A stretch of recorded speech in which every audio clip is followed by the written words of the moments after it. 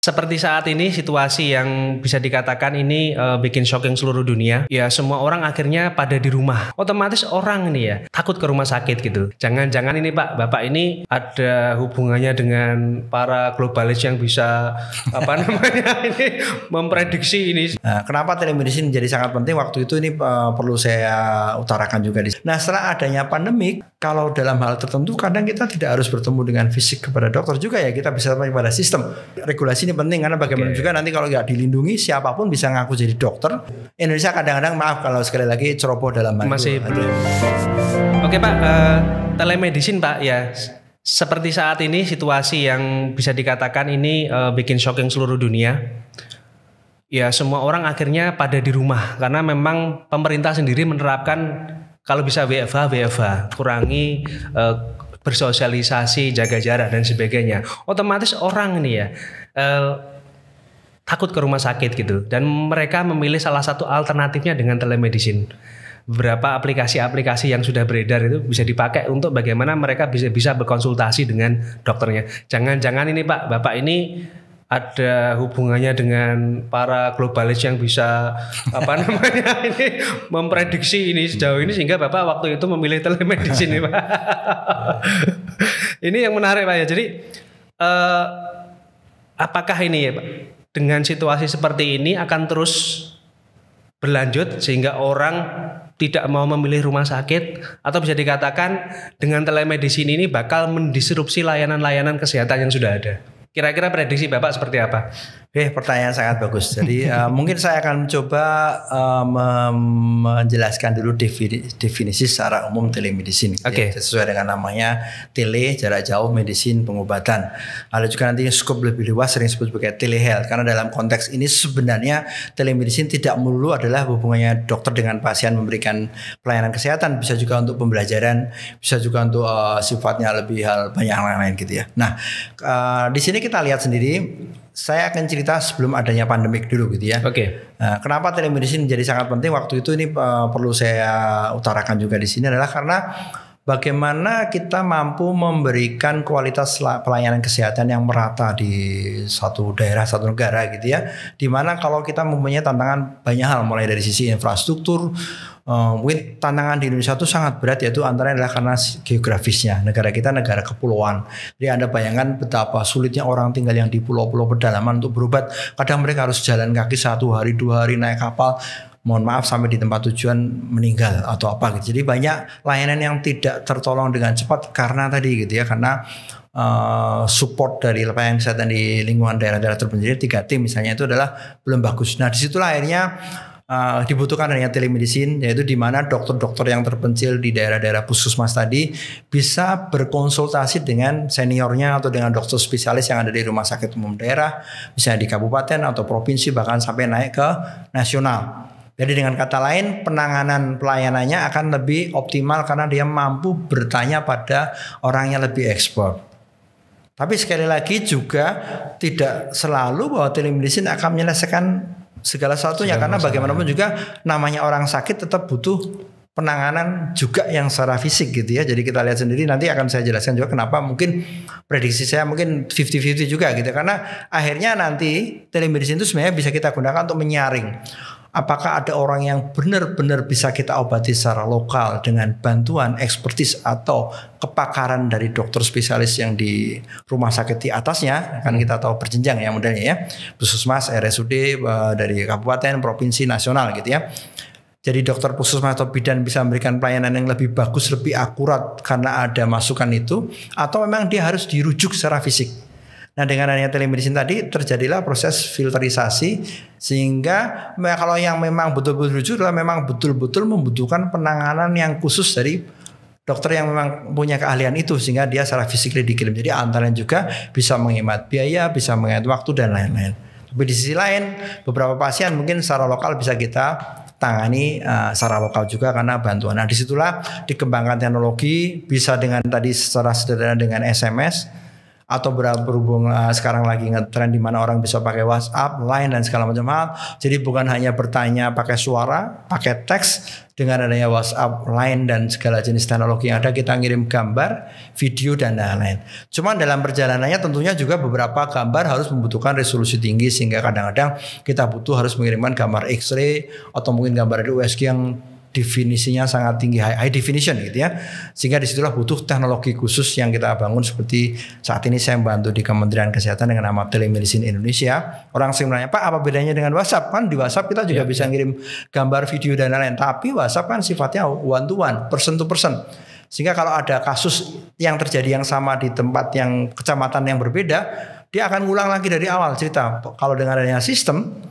sekarang makanya ada banyak sistem ya, mulai yang ditawarkan pemerintah atau swasta, semuanya terintegrasi. Jadi dengan kata lain nanti semua orang yang terkonek pada sistem telemedicine tadi saling bisa belajar bersama. Oh, di katakanlah saya sebutkan di Puskesmas Sausapor di Papua Barat ada kasus bla bla bla bla bla, ditangani oleh dokter di Sorong atau mungkin karena tidak mampu dia harus ke Makassar lewat sistem. Dokter lain di misalnya Kaimana atau di Raja Ampat bisa belajar karena mereka terkonek ke sistem yang sama. Semuanya terhubung dengan sistem yang sama, terjadi proses integrasi data, ada proses akumulasi data, ada knowledge yang bisa kita gabung dan jadi sistem itu menjadi sistem yang sangat bagus dan kompleks, bukan hanya sekedar. Jadi berbeda dengan WA yang sifatnya hanya kalau saya dan Mas Isen WA-an yang tahu hanya saya dan Mas Isen kan. Orang lain, misalnya dokter lain pengen tahu harus tanya dulu Mas Isen, Mas kirimin gambar dong kemarin Pak Yayo ngasih tahu apa sih, kirim sana lagi. Nah dengan sistem. Nah, oke. Nah setelah adanya pandemik, orang jadi juga berpikir bahwa oh akhirnya ternyata kalau dalam hal tertentu kadang kita tidak harus bertemu dengan fisik kepada dokter juga ya, kita bisa pada sistem. Mungkin mohon maaf saya nyebutkan di internet sangat banyak sekali ya, ada yang namanya Halodoc, Lead Dokter dan lain-lain, di mana dokter dan pasien bisa bertanya langsung dan saling berkomunikasi, berkonsultasi gitu ya. Bahkan juga membuat resep bisa diambil di apotek mana dan lain-lain. Tapi kembali lagi, ini menarik dalam pengalaman saya belajar IT di bidang kedokteran, ada hal yang juga sangat penting harus kita pelajari adalah masalah aturan hukum atau regulasi.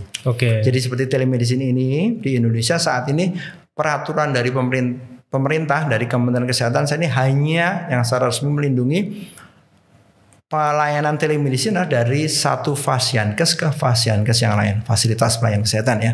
Misalnya dari puskesmas tanya ke RSUD, dari RSUD tanya ke RSUP dan segala macam. Belum dari dokter ke pasien. Secara hukum loh ya.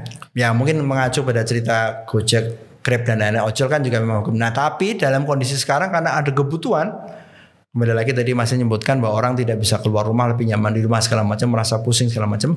Ya mau tidak mau pemerintah harus bisa memberikan fasilitas ke situ. Akhirnya mungkin akan dipercepat regulasinya. Ya harapannya saya begitu. Pemerintah segera menggarap karena bagaimanapun juga ternyata bahwa pelayanan kesehatan bisa dilewatkan dengan. Tapi sekali lagi tetap kalau ujungnya adalah namanya kita pengobatan ya, itu juga tidak mau tidak mau tetap harus ada hubungan manusia dengan manusia, dokter dengan pasien, ada sentuhan. Karena kita cerita di tele atau pemanfaatan IT di kedokteran itu kalau lebih canggih lagi itu bahkan sampai ke telesurgery, dan kalau tele yang sekarang kan lebih ke pengiriman informasi. Jadi misalnya dokter tanya, ngirim gambar USG, ngirim gambar X-ray, bisa digunakan di dermatologi kulit ya, di ophthalmologi mata dan segala macam atau apapun lah. Tapi begitu pasien memang butuh penanganan, ya tetap akhirnya harus ketemu dokter ya Pak. Secara fisik dia. Tapi enaknya sekarang begitu, jadi konsultasi awalnya, asesmen awal mereka harus. Tapi tetap lagi regulasi ini penting karena bagaimana juga nanti kalau nggak dilindungi siapapun bisa ngaku jadi dokter. Saya bikin website, saya bukan dokter tapi karena saya bergaulnya dengan dunia kesehatan, istri saya dokter segala macam, saya punya banyak ilmu, saya membohongi orang lain jadi dokter Surahyo dan bikin pelayanan di internet, bisa jadi banyak yang pada tanya dan saya tinggal charge berapa. Artinya telemedicine ini belum bisa menggantikan, atau bisa dikatakan pasti belum bisa menggantikan peran rumah sakit atau layanan dokter yang sudah ada seperti sekarang. Namun di pandemik ini orang jadi mengenal apa itu telemedicine yang sebelumnya tidak cukup populer ya Pak ya. Dan ini juga peluang sekali bagi para orang yang bergerak di industri teknologi informasi. Kita yakin bahwa kedepannya ini bakal booming gitu ya, bakal menjadi sesuatu gitu ya. Ya. Silakan digarap teman-teman semua. Iya, masih ada hal penting yang perlu dicermati, yang perlu dipahami juga oleh para katakanlah pelaku nanti akan garap di bidang telemedicine atau katakanlah informatika kesehatan, ada hal yang penting lagi adalah masalah yang namanya privacy dan security. Bagaimana juga kalau kita bicara di kesehatan ada namanya rekam medis yang sangat rahasia yang tidak boleh dieksplorasi. Maaf, kemarin lagi banyak isu ada orang datanya bocor melalui satu provider terbesar dan segala macam hal gitu ya. Nah, itu juga harus dijaga dengan betul karena tanpa telemedicine pun sistem informasi kita di rumah sakit itu kadang juga masih punya banyak celah gitu ya. Apalagi pakai telemedicine. Ingat kita menggunakan public network yaitu internet yang siapapun bisa connect. Jadi disinilah pemerintah juga harus dengan cepat mengantisipasi regulasi yang harus dituangkan dan juga mampu memberikan solusi-solusi atau infrastruktur yang mampu melindungi kerahasiaan data dari pasien, dokternya dan segala macam hal. Itu kata kunci penting yang pengalaman saya sekian tahun ini belajar di bidang kesehatan, IT di bidang kesehatan, regulasi, security, privacy itu ternyata menjadi hal yang sangat perlu kita cermati dengan matang. Karena sebenarnya teknologi lain sudah matang. Kita kan tinggal mengadopsi dari teknologi yang ada di e-commerce, ada teknologi tentang big data, tentang AI, whatever, tinggal di tanda kutip di teplok-teplok, ditempel-tempelkan beres. Tapi cermati itu karena itu akan menjadi bagi para pelaku yang ingin menekun itu dengan 3 hal itu cermati dengan baik, itu akan menjadi penentu dia nanti akan bisa survive di long termnya atau tidak. Oke. Jadi artinya walaupun Indonesia atau kondisi kita saat ini secara infrastruktur internet itu belum maksimal gitu ya, tapi kita sudah mulai dengan adanya telemedicine ini untuk memberikan pelayanan masyarakat dan menjangkau yang lebih jauh gitu ya. Betul, Kemudian juga tentunya kalau kita ingin belajar atau kita ingin menggeluti atau mengambil peluang bisnis di telemedicine ini, ya kita perlu perhatikan security ya Pak ya. Jadi hal-hal yang berbau privasi dan regulasi tadi. Dan ini mungkin menjadi PR kita bersama, bagaimana kita bisa bersama-sama membangun negeri ini menjadi lebih baik ya Pak ya. Tentunya kalau telemedicine saya yakin di luar negeri itu sudah menerapkan ya Pak ya, sudah menerapkan ya. Mungkin bisa disebutkan Pak negara mana yang sudah. Ya jadi begini, ini menariknya juga walaupun negara-negara maju seperti Amerika, mungkin di Inggris, di Belanda segala macam hal gitu ya, mereka teknologinya sudah jauh di atas kita gitu ya, dari sisi infrastruktur, dari sisi aplikasinya dan lain-lain, ke pemahaman dari masyarakatnya juga begitu. Tapi juga ada hal lain yang juga menarik seperti di Belanda pun juga masalah privacy security itu juga sangat dijaga dengan ketat. Jadi dengan kata lain, katakanlah saya terkonek ke satu jaringan milik pemerintah namanya Aorta, itu backbone-nya pemerintah Belanda untuk koneksi telemedicine di seluruh rumah sakit, puskesmas, apotek segala macam hal. Itu perlindungan security-nya sangat ketat sekali. Jadi dengan kata lain ada banyak hal yang harus dicermati di situ. Jadi kesehatan itu hal sensitif. Jadi 2 hal di bidang IT yang selama ini saya pelajari yang sangat membutuhkan kehati-hatian tinggi adalah militer dan kesehatan. Jadi secanggih-canggihnya pun seperti di Amerika, di Belanda itu tidak selancar yang kita duga karena ada alasan regulasi privacy security. Orang seperti contoh ya, mengambil fingerprint di Belanda orang tidak mau. Karena itu data pribadi yang tidak boleh di-share dimanapun misalnya gitu ya. Rekam medis juga penjagaannya sangat ketat sekali. Nah itu menarik, jadi segala sesuatu berjalan cepat. Begitu kita bicara tentang 3 hal itu, semuanya jadi melambat. Harus aturan. Di Amerika ada aturan, gitu ya. Regulasi namanya HIPAA dan lain. Jadi ya itu. Indonesia kadang-kadang maaf kalau sekali lagi ceroboh dalam hal masih itu, belum hati-hati. Gitu ya. Maka banyak sekali hal-hal yang berbau security kita masih bocor gitu ya. Oke Pak, berarti kan kesimpulannya bahwa telemedicine ini tidak akan bisa menggantikan peran dokter ataupun menggantikan layanan rumah sakit seperti saat ini. Namun memang ya artinya ini bisa menjadi screening awal bahwa mereka yang ingin mendapatkan pelayanan kesehatan bisa dicek dari jauh dulu apakah ini perlu dirujuk dan sebagainya. Gitu ya Pak ya. Terakhir Pak, jadi kira-kira ya ketika pandemik ini semua orang akhirnya tahu apa itu telemedicine yang sebelumnya tidak cukup populer. Nah, kedepannya prediksinya ini bakal booming pasti. Namun apa yang bisa dikerjakan teman-teman terutama yang bergerak di teknologi informasi ini untuk menggarap peluang bisnis ini Pak? Baik, betul. Pertanyaan sangat menarik sekali karena bagaimanapun juga kalau kita lihat setiap kesulitan pasti justru akan mendatangkan opportunity atau kesempatan bagi orang yang jeli melihatnya gitu ya. Jadi jangan sampai filosofi hidup saya juga butuh ada kesulitan datang kita hanya mengeluh segala macam. Justru di kesulitan itu memaksa kita untuk berpikir ada solusi lain apa yang bisa kita kerjakan. The power of kepepet ya Pak? Iya, the power of kepepet itu ya. Kayak zaman kuliah atau SM kuliah. Sekolah dulu ya, kalau belajar semalaman malah masuk dibanding belajar berminggu-minggu ya. Oke, nah Gini Mas Isen, jadi dari sisi kemampuan teknologi informasi saya yakin praktisi-praktisi di Indonesia sudah sangat hebat sekali gitu ya.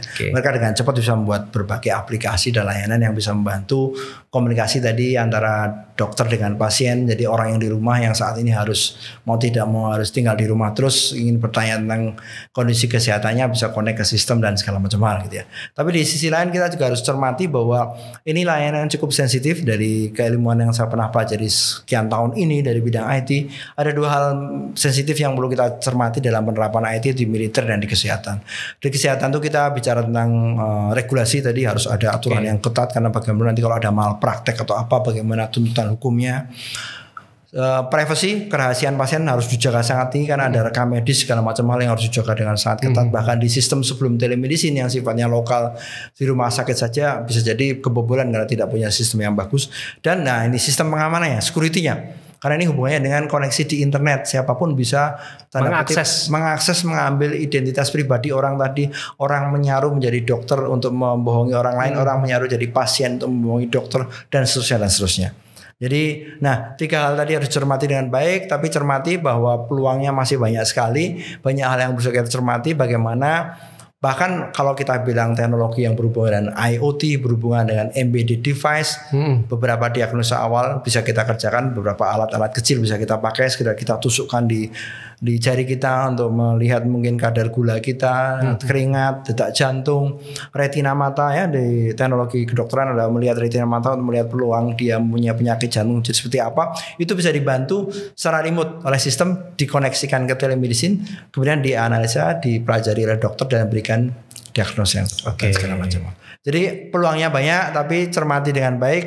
Pilih bidang yang mana memang perlu kita eksplorasi. Ingat kita punya keterbatasan dari literasi digital masyarakat dan infrastruktur yang belum bagus.